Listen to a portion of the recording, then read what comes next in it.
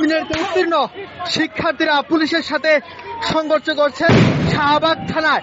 ঢাকা বিশ্ববিদ্যালয়ের এই সামনে এখানে পুলিশ তাদেরকে ধাওয়া দিয়েছেন, অপর পাশ থেকে শিক্ষার্থীরা ইট পাটকেল ছুড়ছেন এবং পুলিশের সাথে আমরা দেখছি পুলিশ তাদেরকে লাঠিচার্জ করলে অপর পাশ থেকে তারা ইট পাটকেল ছুড়ছেন এবং এই শাহবাগ থানার সামনে রণক্ষেত্রে পরিণত হয়েছে শিক্ষার্থীরা এবং পুলিশের মাঝে।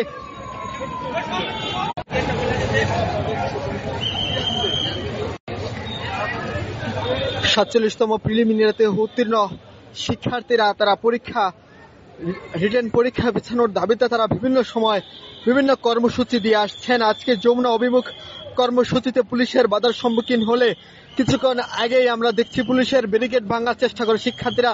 পুলিশের ব্যারিকেড ভাঙার চেষ্টা করলে এক পর্যায়ে ব্যারিকেড ভেঙে ফেলে। তারপরে আমরা দেখতে পাচ্ছি যে পুলিশ তাদেরকে লাঠি চার্জ করে এবং জল কামান নিক্ষেপ করে, টিয়ার শেল, সাউন্ড গ্রেনেড নিক্ষেপ করে এই এলাকা থেকে তাদেরকে ছত্রভঙ্গ করছেন এবং অপর পাশে শিক্ষার্থীরা অবস্থান করছেন। শিক্ষার্থীরা সেখানে তাদেরকে ইট পাটকেল ছুড়ছেন শাহবাগ থানার সামনে। অর্থাৎ আমরা সেখান থেকে দেখতে পেয়েছি যে ঢাকা বিশ্ববিদ্যালয়